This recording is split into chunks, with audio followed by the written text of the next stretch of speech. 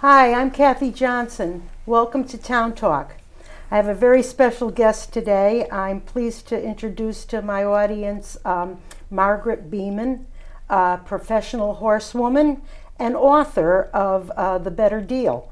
If you can see, I have her book on the table in front of me, and Margaret is going to do a little workshop, an example of what she does, and her method of teaching true horsemanship and being a professional that she is. And we have guests today. So I'm going to say, Margaret, welcome to Town Talk. It's such a pleasure to have you on for the second time. And I will allow you to take over from here. And again, welcome. Thank you very much, Kathy. First, I'd like to thank you for having me back, and I'd like to thank all of the guests that we have here today, which are some of my students. The reason being, it's very important to me to preserve authentic horsemanship in this world and to continue being kind to the horse and giving the horse the respect that he deserves. And I'd like to introduce everybody here. This is Noelle to my right. Hello. And Dorothy and Lois. They've all been students of mine for quite a few years. And each one of them have come to me individually and said the difference that it's made learning this method. I want to clarify that it's not a discipline. It's not hunter jumping. It's not roping. It's not running around barrels or riding dressage. It's a study of the horse, which is what we want to do all of these things with. And several years ago, I thought it was very important in teaching people what the horse really was, because I was in the fix-it business. I felt like a equine mechanic. People would have trouble with their horse and bring the horse to me to fix up, and I'd fix it up and send it back, and lo and behold, the next spring or 3 or 4 months later, they'd begin to have problems again. And I was beginning to realize it wasn't really the horse that was having the problem, it was the way the person was communicating to the horse what he wanted. So that's when I began teaching about the horse as opposed to any specific discipline. So I passed that on and I've developed it. I've been told over the years that it's kind of an impossible thing to teach, horsemanship. But I've come up with, over the past 4 or 5 years, a method of teaching that I've presented that seems to work for most everybody who sincerely wants to know what the horse is all about. And one of the main reasons I teach the way I do is for safety purposes. I myself have had some accidents throughout my career with horses, and most all of the people I've worked with have come off of top of a horse or been stepped on or knocked over or one way or the other. What that does is create a fear in the human, and when there's fear in the human, the horse picks up on that, and it really interferes with the performance of the two. So I'd like to start off just I'm just going to ask each one of these a question of what has horsemanship done for you in comparison to what you did before you learned horsemanship, because all of these ladies have pretty much been involved in horses most of their lives. So Noelle, why don't we start with you? All right. First of all, it's been really tremendous opportunity, which I'm so glad that I came upon. It's helped me a great deal. I would say first and foremost is to separate the human emotion, which I think is extremely prevalent when you're dealing with an equine, with a horse. That tends to take precedence over your behavior many times. And the reason being is because most people, they have this tendency to want to control. Mm-hmm. And that isn't what it's all about. And so it's helped me understand what it is I'm doing when I get into that and getting ahead of the horse, and also it helps to be in the moment. I hope I'm putting this in some sort of semblance here, but it's very difficult because I don't think it's like a normal, to ride a horse or to be around, that's... It's not. It's not a normal situation. It's so we tend to really throw ourselves at them many times. And so over the years, I feel I've been fairly fortunate without understanding that. And through what you have teach, intellectually, I understand it. Mm-hmm. So I'm able to grasp and kind of let a lot of that go. And then you just have to work on it, right? And then work on it. And then work on it. And it's really nice to be in the moment also. And so, thank you. How about you, Dorothy? What difference has it made with you and your horses? What I find myself doing, and I do it daily because I have to feed my horses every morning and every night, is that sometimes I walk in to feed the horse, and instead of just taking the bucket, I stop.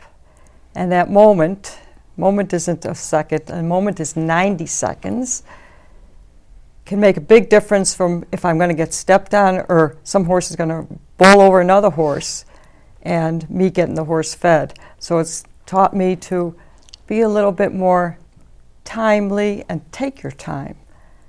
And so that's observation falls into that. That's what it's done for me. I like to work with children a lot, so a lot of the gifts that you have given me, I have offered to children and other adults that I work with. So thank you for that, Margaret. That's good. How about you, Lois? What's changed? I came to you specifically for what I was used to knowing, and that was a set of technical skills. How to ride, how to keep your heels down, and I had brand new horses because some of the others had passed, and I wanted a herd of horses that I could ride like the queen with into my 90s. And I had no idea what technical skills that I needed. But it wasn't until we started really working together that the light bulb went off, and I said, it's a mindset change. It's not, it's having a user-centered design where the horse is the user. And it didn't matter what I thought, it mattered what the horse thought and how the horse thought. And it completely changed my perspective of how I deal with my herd now. We talk every time I go into the barn. I say, hey girls, what's going on? They all talk to me, they relate to me, and I assume the leadership role the minute I walk into the barn, which is something that I didn't do. And the technical skills have been terrific, and they've helped me be a better horse person, but it's really about that mindset shift. Right. That's been the most important and the most dramatic for me. And that's what most people say is that what I try to do is get people to look at things from a different perspective, not the perspective they've been used to looking at with their horses. And this brings us up to the 4 herd rules, if we could bring that up. It's one of the first things that I teach people are the 4 herd rules, because when I begin, I want you to understand the horse as a species. I want you to understand their culture and their language. And the reason I approach it that way is if somebody came to me and said they wanted a partner, no matter what that partner was, you would want to respect what that partner is, and you would want that partner to respect you. And one of the things that Authentic Horsemanship does is based on mutual respect, your respect of the horse and your horse's respect of you. Well, how can you really respect something if you don't really know what it is? That's right. We know an awful lot about horses, and we were taught an awful lot about horses, but some of the things that I bring up in my workshops and my lessons you haven't heard about before, or you've heard about it, but in a way that makes you look at the whole horse-human relationship a little bit differently. I think you've given us the technical tools to earn the respect of the horse, That's right. That's right. which is different than just you don't walk demanding in and it. get it, demanding it. Right. And that's where the technical tools, I would say, that you provide help put it together with the mindset. That's right. And the, Correct. the technical aspect of it is what we call the 5 parts of the circle. But generally what I like to do is teach someone what a horse is and then say, okay, now that you know all these things about the horse, let's do things together, or begin working together with the person and then point out those things that they're not really thinking of. Sort of like, how would you feel if somebody took you and dropped you in the middle of Tokyo, telling you that you had to make your way and make a living? Do you know the language? No. Do you know the culture? No. You know, what do you know? What do you know about where you are? Well, you take that times 10 for the horse, okay? Because the horse is in nature, it's an animal, and a horse's culture is based on linear hierarchy, and that's where, especially in this day and age, we have a little bit of problem with people. They don't want to take on the responsibility of that linear hierarchy. But if you want your horse to be safe to be around and to understand you and to want to be with you, you want to respect his culture, his limited capacity for understanding. So one of the first things I teach people are the herd rules. There's 4 of them and they come in order. There's probably more underneath these 4, but this is how I've broken it down to make it simple enough for people to grasp what I try to teach about the horse. The first thing is based on a fact about the horse, the fact being a horse can only think of one thing at a time. So your first herd rule is acknowledgement. You must get your horse to acknowledge you before you do anything, because if he's thinking of something else, he can't pay attention to you too. The second is respect. You do that by establishing your presence with your horse. If a horse respects you, you can go further with him. He'll look to you for certain things. You can't get a horse to respect you unless he's acknowledging you. That's why acknowledgement comes first. The third herd rule is move when I say move. And a horse, and which also means wait, I didn't ask you to move yet. That's a biggie. And that can't happen unless the horse respects you, which can't happen unless the horse acknowledges you. That's why it's built that way. right. The fourth herd rule is look to me for direction, which is what a horse does with his leader. He looks to the leader for direction. When is it safe? When is it? Are we grazing now? Are we going to the water? Are we running away from the wildcat? They're always looking to the leader for direction. And therein lies the linear hierarchy. So when the horse and human get together, if the human understands that and they take on that role, the horse immediately settles down, calms down, knows where its place is in the herd, and will look to you for direction and guidance. And then you are in control. But as Noelle said, there's this big, beautiful animal, and a horse represents power and beauty. And you put those two together, and it's a little dangerous. Yes. Okay? So, and then the other thing that comes into play is love. I love my horse.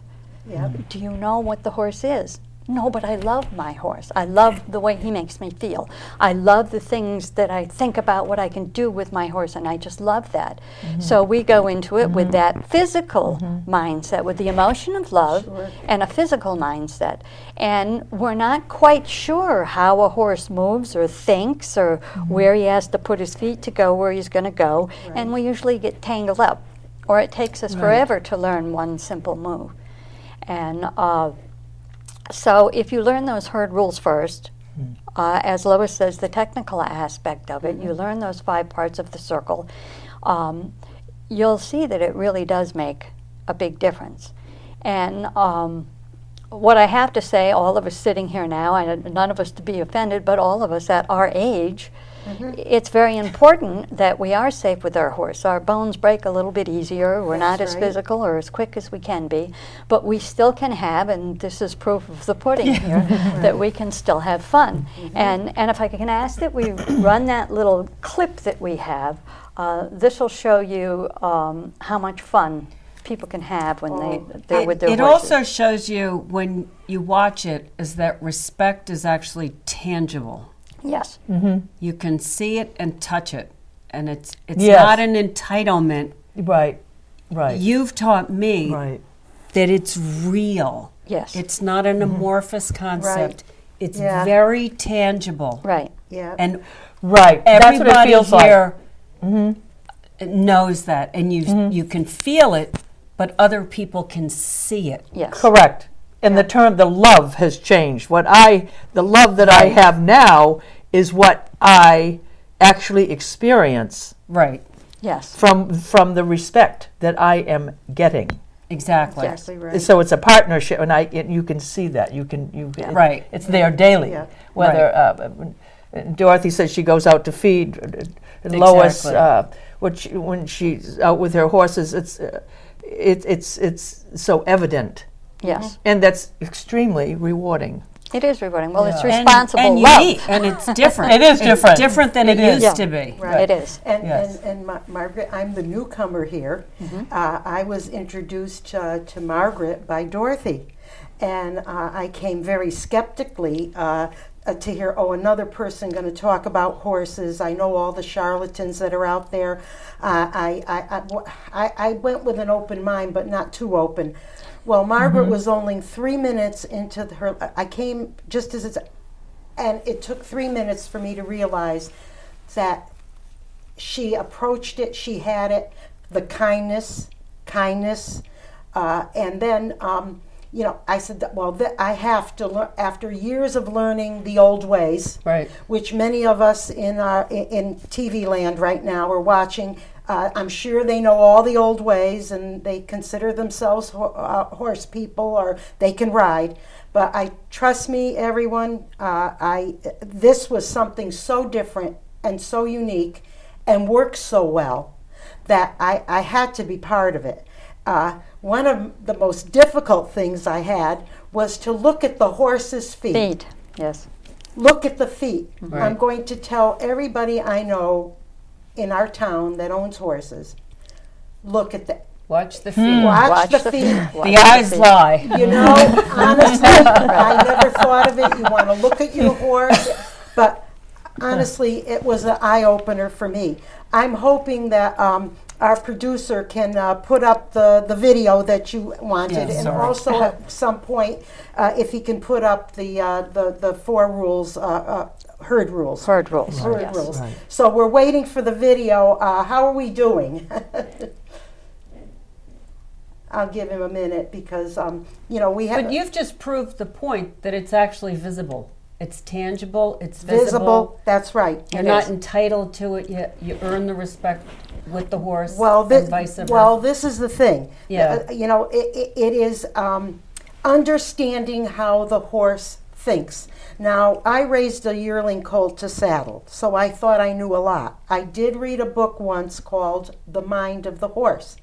But yes, it taught me how a horse thinks, but it didn't teach me how to work with the way a Right. horse thinks. Right. You actually have to do it. You have Yeah. to do it. Yeah, I Yeah. knew that a horse was an animal that was preyed upon.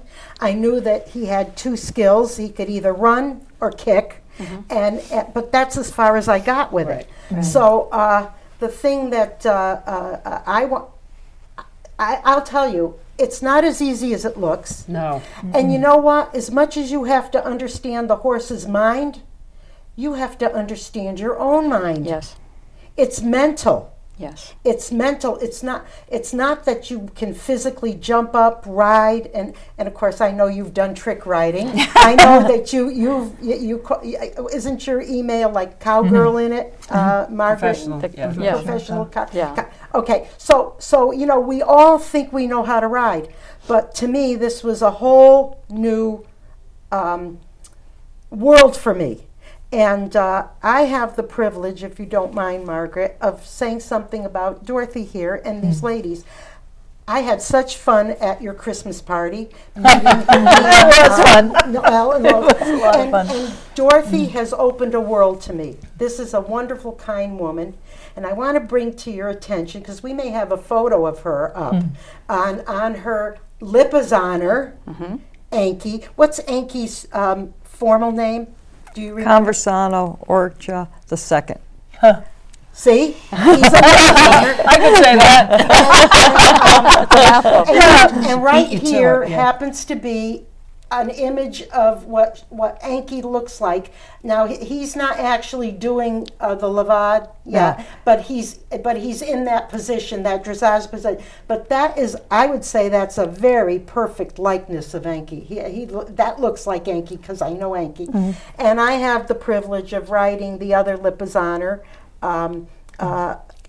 Calypso, and he's Conversano Gloriana. Conversano Gloriana the fifth. The fifth. Okay. So see, they're fancy horses, but we're trying to get that video up, and in the meantime, proceed because we'll get it up when the video's up. We'll know. Right. Give a little background.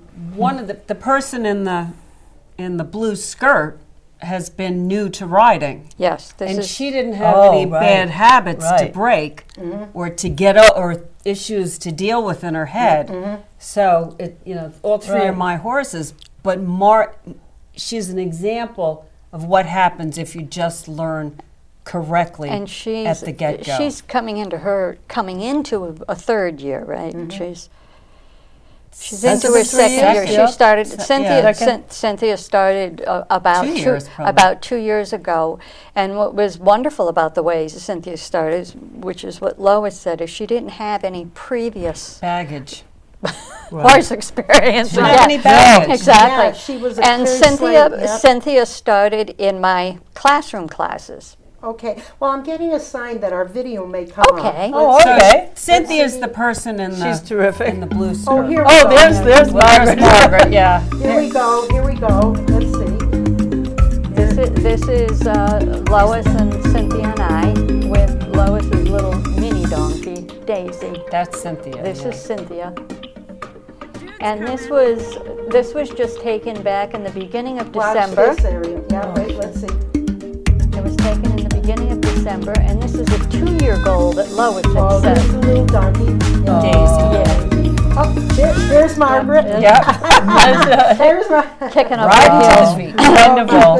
And So- those were Halflingers. halflingers, My her halflingers. horses, yes. Those were all Lois's horses, yes. Lois's horses. And they're gorgeous. And that's about 2 years for both Cynthia and Lois. Cynthia started in the classroom. I have classroom classes. You sit around just like this, and I do a PowerPoint presentation to introduce you to the concept and to teach you all the facts about the horse.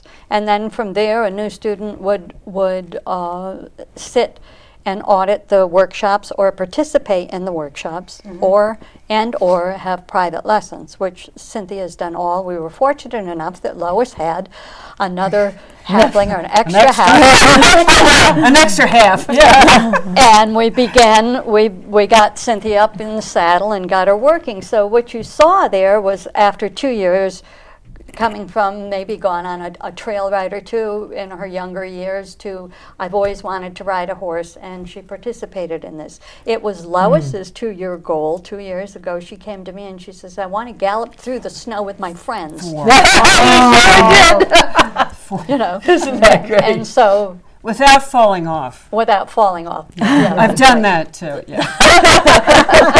Without falling. Yeah. It's not so bad when it's in the snow. Yeah. Yeah. Depends on how far your But horse these are the runs home. kind of things that ladies our age can do if we put the time and the effort into and the respect into learning about the horse first. And taking our time and learning actually what a horse really is, what makes him tick. And one of the most important things that I began to teach is how a horse moves, how a horse arranges himself to do all of those things that you want him to do. The 5 parts of the circle work that are taught throughout the course, and it takes about 2 years, which I think I'm all of 4. us Yeah. will, you've been over 4 years now. Right. But it takes about 2 years Yeah, it to does. get the foundation down and grasp that concept. And Kathy, you've been learning to be very patient. Sometimes you think it's just not going to come, but then one day it does, and you do understand. Yeah. Margaret, you're correct. And Dorothy has the patience of a saint with me because I have to get it all. It's a funny thing when you have to rearrange your mind and get Yes. it all together and learn. Your method is first and foremost, I think, yes, knowing the horse, but also this is going to keep you safe, Right. you as the rider. So it's a safety thing. It's something that I learned that you cannot do overnight. You really, really have to work at it. And I mean, one of the first things, Margaret, was, we have it in the 4 steps there of acknowledgement. Well, I'm sure you'll get into this, but get your horse's attention, you raise your hand. And when you pick your hand up, holding the lead, he's looked at you. He's acknowledged you. He sees you. And that's a part that people need to understand, that it takes a little bit longer for messages to get to the horse's brain. Right. They can't multitask like we do. They can only think of one thing at a time. And that simple consideration of saying hello before you start your sentence gets your horse with you and ready to accept. And the other thing is slowing down. And I know you, and I know you, especially. You get that emotion, you get excited, and you begin to move faster. Yeah. And when you move fast, the horse kind of steps back and takes a look and says, geez, I wonder, should I follow that lead? So the other thing about learning the authentic horsemanship is you're learning about the horse, but like you said, you're learning about yourself too. Yeah. Yes, you are. Right. And when we get to the 4 basic skills that are taught, one of the skills that I teach is emotional intelligence, because the way you're feeling really has an effect on the way your body moves and the way you speak. It has an impact on the intonation of your voice. It has an impact on your stature, your posture, and it has an impact on the speed in which you move.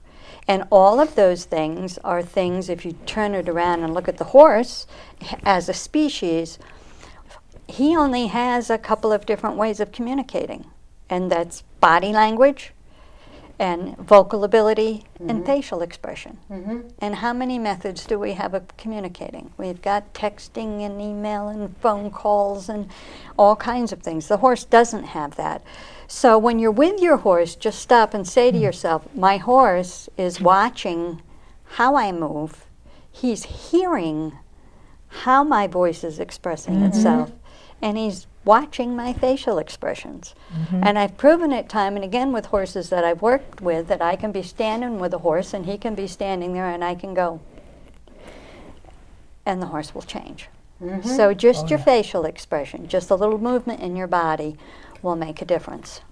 I would say one of the things Very true. that when you know that you've got it is when something goes wrong and your brain and muscle memory is not to resort to the old way. You don't defend yourself. You go with it and bring it back around to you. And you direct Redirect it. But it's when you have the muscle memory in your brain to do it according to horsemanship, and you don't become afraid, and you don't panic and and react. Yes, and what that was you're the herd leader. Right. You're the leader. Dorothy taught me this too. And when I see Calypso's ears go up, I know he's noticed something. So I say to myself, okay, he's Watch noticed the feet. something. What? Yeah. I'm not. If he reacts, I'm not going to react. If he reacts, I'm going to stay calm because he's looking to me, and of course I'll be corrected. I'm the newbie here, everyone. So he's looking to me. Well, she didn't get upset, so there's no reason for me to get upset. Right. And you learn not to be defensive around your horse. Right. That's Right, that's a big Because thing, not to get defensive. Once you've been injured or once something has happened that's taken you by surprise or you've become startled, that's what that's what we humans do. Yep. We become defensive.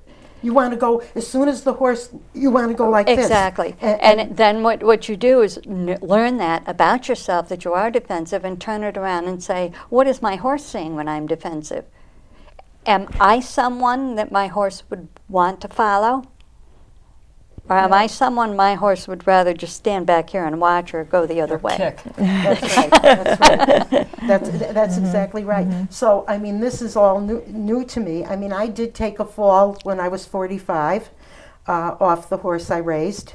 He was 12 years old at the time. I took a fall at the canter, and at that age, I didn't get back on for a very long time. Yeah. And it took me a lot of guts to get on Calypso. Okay, I did ride a little school horse, sweet little girl, Gigi, but she was one of those horses that was trained to take little children around in the circle, and of course she knew, oh, here comes Kathy, I know how she rides, so I'll just adapt.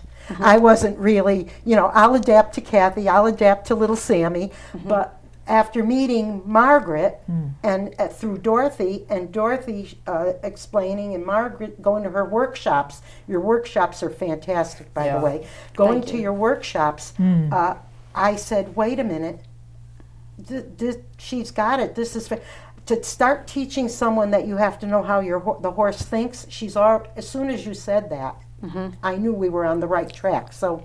Well, it's also the first thing people think about when you think about people and horses, oh, I'm going to ride. I get to go riding. I want to go ride my horse. Oh, yeah.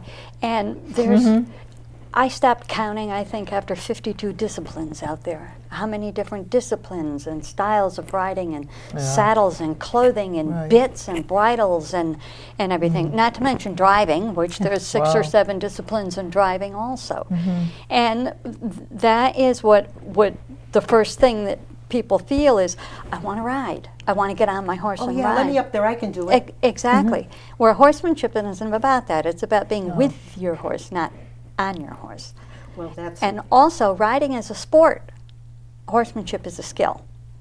So that's why, sometimes people will say to me, well, Margaret talks an awful lot, and, they don't really, do a whole lot with the horses, and I want to walk, trot, canter, or I want to jump, or I want to, and that's fine. I'll work with them if that's what they want to do. But if I'm working with someone and I see there's a big hole in their understanding of what's going on with them and their horse and that horse-human relationship, my heart won't let me go on. Right. My heart won't let me push them over the jump or get that horse to make a perfect turn or a perfect transition because there's a block back here that if you understood that and that was in place, the rest would flow. So many people, it's hard. All of you ladies, I know there's been times when you're working with me, I just like to trot around and do something. I have to listen to what Margaret's talking about. It's hard sometimes, but you do that in between. You spend your time learning that and then applying what I've taught to what you're doing. Margaret, isn't that the difference between a person who wants to just have fun riding or a person who really wants true horsemanship? It is. Who really heart is in horses, their passion is in horses, and it's not just something that they want to do frivolously and jump up and go. Right. You have to really want it and be serious about it. That's right, because there's 2 things that it takes if you want to learn horsemanship. It takes time, which there are a lot of people that don't have the time to put into learning. And when I say time, I'm saying consistently on a weekly basis. 3 or 4 days a week, you should bring your mind around to what you're trying to learn. If you don't have your own horse to practice on, or you don't have the ability, at least once a week you want to get with your horse and practice it. But you can't expect to make big goals and be safe. You have to put that time in. You also have to have a desire to learn, which every one of these ladies came to me with a background and had already learned. And that's one of the most difficult things when you have had experience. Yes. And I begin, it's like, I've heard that before. I know a horse can only think of one thing at a time. When is she going to tell me what I have to do? And it's our own impatience, actually, that gets in our way. So, I try to approach it and try to teach it in a way that's interesting enough. And I also try to take the individual horse-human combinations and come up with something that will actually register with them. Well, it's a beautiful way to do it. We went to the acknowledge, and then what was the second one? Respect. Respect. How do you gain respect? What you do is excuse me, you establish your presence. You establish, the word today, boundaries. Your boundaries. Your with them. boundaries. And what you need to do is establish a space around your body. Well, I tell people if you hold your hands on your chest where your elbows come out, that's your personal space. If the horse tends to come closer than that, you have to let him know that that's not acceptable behavior. And how do you do that, Margaret? You do that simply by, if the horse starts to come into your space, you tell them Bonk. like Just that. like another horse would do to him. Exactly. Exactly, and the things I do, I had one gal, it must have been 10 years ago, said that it's a whapping and bapping, and it's not that. Because I'll show you the difference. If No. Noelle, put your hand up to me like this, okay? I want you to watch the difference in these two things I'm going to do. This is what generally happens with people and horses. Right. It's See, passive. That's a force. That's like a get away from get me. away, passive. Okay.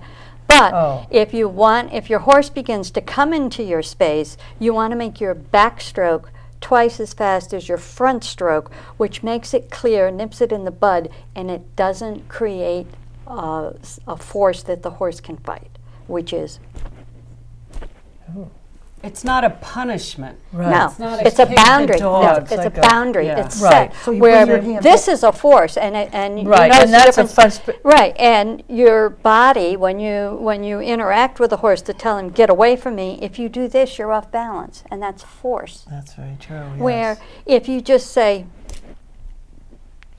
you hold your, space. you make it clear for the horse to understand, and if you watch horses interacting with each other, the old mare will just go. Get away. And And it's they clear understand she'll each- drop her head or drop an ear or just move a hip, move one foot over, and the horse will understand it. So that's usually the first lesson with people that I spend a lot of time with that, and I notice that. And people like to, the big topic is hand feeding. People like to hand feed their horse. And it's not that I'm cruel or inhumane or anything like that, but if you understand the equine brain, they're not wired. The brain isn't wired to tell the difference between reaching into your space and taking a treat out of your hand, scratching its head on you when it's sweaty after a ride, stepping over and stomping on your foot, Right. flinging its head and hitting you, and it goes further than that. When you get in the saddle, being heavy on the forehand and hanging on the bit. Yeah. It's all one thing to the horse. It's acceptable for me to so put yeah. pressure. It's acceptable for me to lean into this. It's acceptable behavior. And I tell people say, oh, my horse is a bad boy. He's got a bad habit. Well. Stop. They're not capable. They don't have the mind to tell the difference between a good habit and a bad habit. All they know is if you allowed it, it's acceptable. And that's one of the biggest first lessons people learn about horses when they work with me. They have a tendency to think a horse is just a pet too. And it is a big animal, and you could get hurt. Now you had the third rule, right? Move when I say move, which also means wait. Which if a horse is respecting you, if I'm respecting Noelle, and Noelle makes a motion for me to move, I'll follow that lead. If I respect her. If I don't respect her and she asks me to move, Then what? It's like, get out of my space. Oh, please. How do you get her to move? Oh. okay? Just what we- so just you get what we did. Okay, she's yeah. got my acknowledgement, but she doesn't have my respect. No. So So generally, then you want your horse to move. So say you're asking your horse to back up. Right. Okay, so you raise your hand and say hello. Your horse comes to attention. He says, yeah, what would you like? And the next thing that comes into play is respect. And respect, another way of knowing that your horse is respecting you is, again, watching the feet. If you're watching the coronary band on your horse's foot, you'll see the life come to the feet, what we Right. call life come into the feet. That's respect. If you don't get that respect, you need to give them a quick hello, I'm speaking with you, and quit. That's when you Quit. just give a little tug. Or maybe. you say a bump on the or a nose. bump, like I had to, I physically Yeah. Yeah. You can do it depending on what quarter you're in, what you're asking your horse to do. It can be a little on the halter, it can be a little flick of your hand, whatever. But when you do that, then you stop. You don't do that and do that and do that and push No, them away. once you It's The not reason- meant to be mean. Yeah. It's just meant them. Because to your listen. horse can only think of one thing at a time, and it just so happens that's where he needed help understanding. So you quit, what I call quit. So you Their get that freedom. respect and you quit, and you give him at least 20 or 40 seconds. You just totally ignore them and let that sink in. And 9 times out of 10, the horse will sigh, or the horse will drop his head, or the horse will chew. And what that says to you is he's processed what happened. Then, when you go back to ask your horse to go back up, you don't say, well, he's not going to listen to me, so I'm going to have to be. You don't. You go back like nothing has ever happened. It's called taking a fresh start. And you ask, and I can almost guarantee 9 times out of 10, you ask, the horse will respect you, and the horse will move when you ask him to move. And one of the Right. things I did learn from your book and talking to you and Dorothy et al. is the business of you put a little pressure, and as soon as you get what you want, you stop. Release. The release. Timing is everything. Yes. You release. You don't keep it on so that the horse understands that he did the right thing because you stopped. That's The right. freedom. The freedom. Yeah. Right. Yeah. And that release is the only thing the horse has in the horse-human relationship, the only thing that tells him he did the right thing. That he did the right thing That's because right. you stopped the annoyance. Exactly. Yes. Yeah. And that's what will create the softness and the willingness in the horse, and that's what will get your horse to start looking to you and wanting to be with you and wanting to know, because when he does try to do the right thing, you'll lay off him. Yeah, I knew that's why Calypso liked me. Yeah. But what you're doing, what that release represents to the horse is freedom. Yeah, yeah. And freedom is the most important thing in the world to a horse. So if you give him that gift when he tries to do what you want, you got it made. He said, and then you get because I know Dorothy will say to me once in a while, see, he's chewing, and like that. And then I'm going through the rules because I don't think we've been able to post those yet. Right. But the fourth one, Look to me for direction. And if you want your horse to look to you for direction, if he's acknowledging you and respecting you, moving when you say move and waiting, then he's looking to you for direction. But you can't ask him to look to you for direction if you don't have those other things in place. And therein relies the responsibility of the human and the horse-human relationship.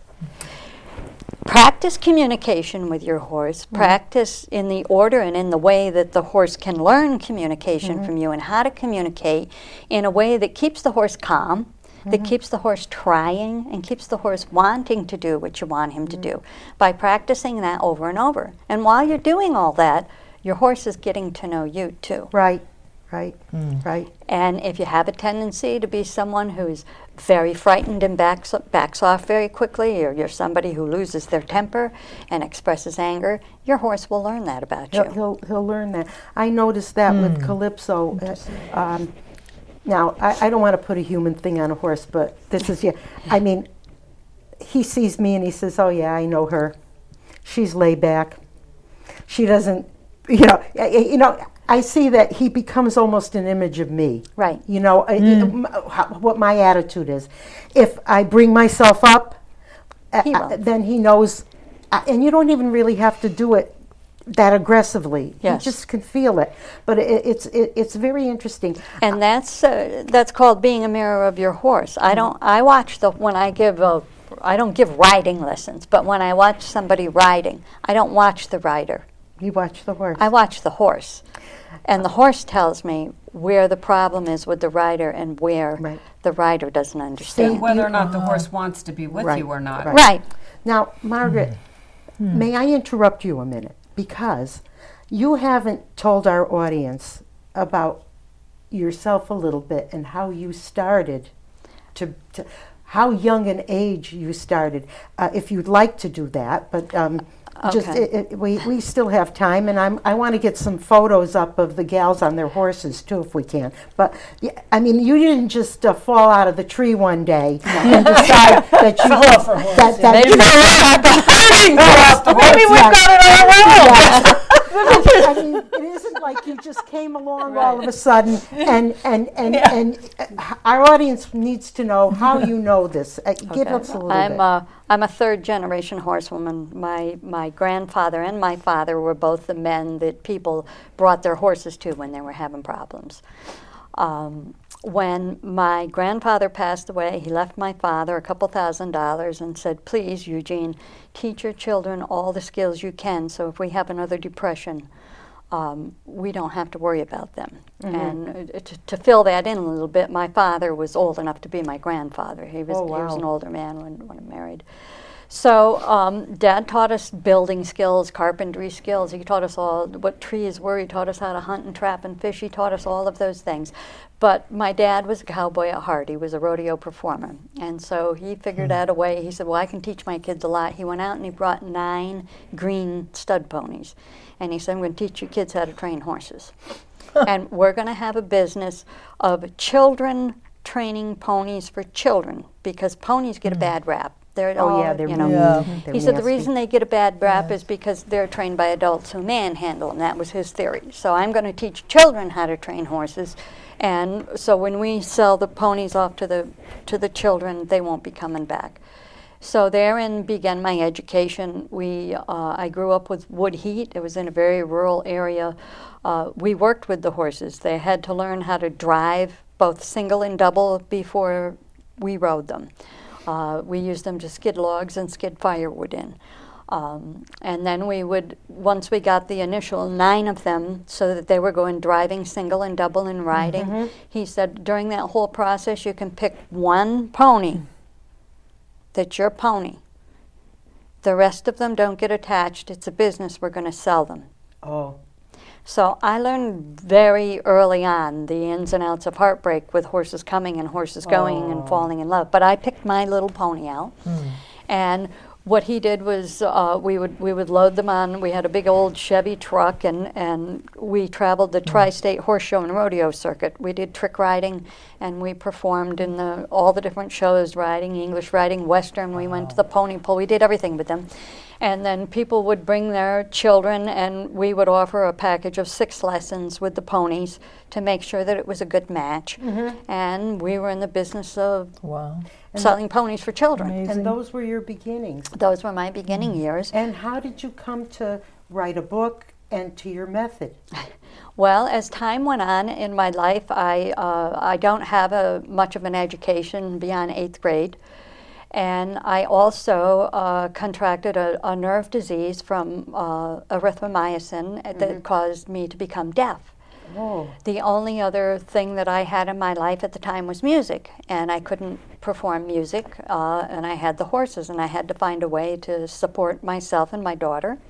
So I went into the horse training business.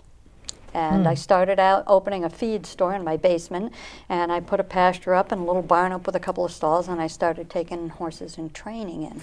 Well, that's interesting. Now, I see we have about 10 more minutes in our show, and I would like to probably put some photos up that you might have picked of, Sure. of if we can go to that. And I also want you to get in a way for people to, if they are interested in your method of teaching, I'd like you to give your email address or something like that. But let's ask Wayne in the control room if he'll put up some. Oh, there we are. There we are. Okay, Dorothy. Can you put that one back up, Wayne? Is it possible? Mr. Producer, can we put Dorothy back up? We'll try. Who's coming next? Well, we'll wing this. You know, we're That's all right. we're good. So if you don't want to go with Margaret's method, what you can do is just go off and do it your own way, and then There get she really is. badly hurt. There's There's Dorothy Okay. on on Anki, Anki. on Oh, her it's horse. beautiful. That's right here. There he is. A lip is pretty. on her. I'm excited. They're my favorite horse. Yep. There she He's is. a beauty. Isn't That's he a a beauty? photograph. Look at Yeah. him. That's at one of the fall workshops. When we finish the workshops up, if everybody's up for it, we go on a little trail ride around the Yeah. pasture, around the property, and this is coming back from one of those rides. Yeah. Now, do we have Noel? We have Noel coming up, I bet, Oh, I don't know. With Willie? with Willie. Yeah, Yes, Willie. Willie. There's Oh. Noel. And I have him home now with Des, my other Appaloosa, Blanket Appaloosa, who's Yeah. new to me, and my little Daisy, a miniature donkey. Yep, And then, And he's a sweetheart. He learned a lot. Willie Billy. Willie, very wonderful horse. and then you He's saw. worth sitting in a swimming pool for. That's There you are. That's a long story. That's a long story, but it's a good story It's a because good it one. worked. Yeah, It worked. And then, It worked, And then, yeah. well, of course, we saw Lois's horses, yeah. right? Yeah. The Yep. halflingers. I Yep. finally got that right. Yep. Do we have a picture of Lois? We didn't get one, but we saw your horses, yeah. and you were Well, in I the was in video, there, and yeah. she was in the video there. So, so that our audience doesn't think that at our age we were faking. Really Really good at that. In the middle. That's all. There she is in the Yeah, middle. and Lois is in the Margaret's middle. on Lois the is in the left. middle. Yeah. Yeah, Margaret's on the left, And Lois in the Cynthia? middle. And On the Cynthia's on the right. And right. On the Cynthia, right. the new gal riding. On Look the at her aqua. already. Yep. You know, and so we're good at that. But this is riding to the feet, It is. Yes, and yeah, And I've not gone with up and- metal in the mouth. Yep. yep. Exactly. That's right. You don't have to be hanging on that poor horse, you know. Now, Margaret, because 10 minutes is a long time in video world here, but if there's anything else you'd like to say and get in some way that you can be contacted. You know, our shows go up on YouTube. They're Comcast. They'll play on Comcast in the local things. But do you have a website or an email? Yes, it's www.beemansbetterdeal.com. Okay. I'm also on Facebook, The Better Deal, Margaret Beeman Horsemanship. People can contact me that way, and my phone and email are both on them. Okay. And my suggestion to people, if they want to get involved or they want to learn more, is to start in the classroom or to start as auditors at a clinic or to have a private evaluation if they have their own horse. I have to say, all the years I've been giving workshops and clinics, the two people that I had arrive without ever coming to a class or having a private lesson or just hearing about me, they decided they wanted to truck their horse in for a workshop. I told them, I think the best thing to do is come audit the workshop first, but they brought their horse in, and both people brought their horse in and were totally overwhelmed the first time that they came. My workshops, I limit to it. I don't usually like to take any more than 6 people and 6 horses so that everybody gets attention. With the regular gals here, we've had up We'll to be there. 8 or 9 in the ring at the same time. But I know they know. And what's wonderful about this work, and I think all of these ladies will agree, is that we can all talk to each other and help each other out. And when Right. somebody new comes, you know that you're safe, because not only will I keep you safe, but all of these ladies have learned, and they will keep their eye out for things too, to keep you safe, especially when you're riding in a big group. We do some drill team exercises. We do trail obstacles. But we always start on the ground. And Yes. Margaret has taught us if you can't do it on the ground, You shouldn't you're be in not the going to saddle. do it under saddle. Yes. Right. And Yes. that was something that I never. Yeah. And I learned that too. Yeah. And you know, I'm of course Dorothy's in Oxford, and I have such fun going to your barn, Dorothy. And if it wasn't for you, I wouldn't have met Margaret. And even I've read her book. I highly recommend it. The Better Deal. You can get it. You know, you can get it if you want. And I tell you, it's so much fun. And if we ladies can do it, you can do it. All I can say, Margaret, is it was a pleasure, really a pleasure to meet you. We have a couple of more minutes before I'm told that I'm down to my last seconds here. He'll tell me when we have 2 minutes. It's all about timing. But I think It's all about it's time. also, they're good life skills. I wish I had known some of the skills when I was raising my son. Oh. Teaches you patience. Just No, and had react and understand. Yes. and, Right. And position yourself and, Yes, position Yeah. and communicate. correct. That's right. And your own yell at them. Yeah. emotional baggage. And to reinstill trust. Yeah. Yeah. Yes. To reinstill trust, this is priceless. Yeah. Yeah. And respect. And Yes. right, and they are looking. Because yeah. you can't have Right. fun unless you feel safe and you Right. trust Right. what you're doing. And that's what Right. I try to give people is that education so that Yeah. they do feel safe and they can have fun. They can do the things they want to do. Well, you know, and I found that for me, who hadn't ridden for, I have 1 minute left. For me, who hadn't ridden for a very long time, this was a good way for me to start. And I am not a brave rider. I'm someone who just loves it, wants to do it the best I can. And we're not as athletic as we used to be. Well, let me take these last few, and we aren't, that's right. Let me take these last few seconds to thank you, Margaret Beeman, professional horsewoman, Yes. Noelle, Thank Dorothy, and Lois, and I thank Oh. me. Yeah, thank you. Thank you very much. Thank you. Thank you. I'm going to see if we're ready to sign off. Wayne, I want to just say that have a great day and a better tomorrow.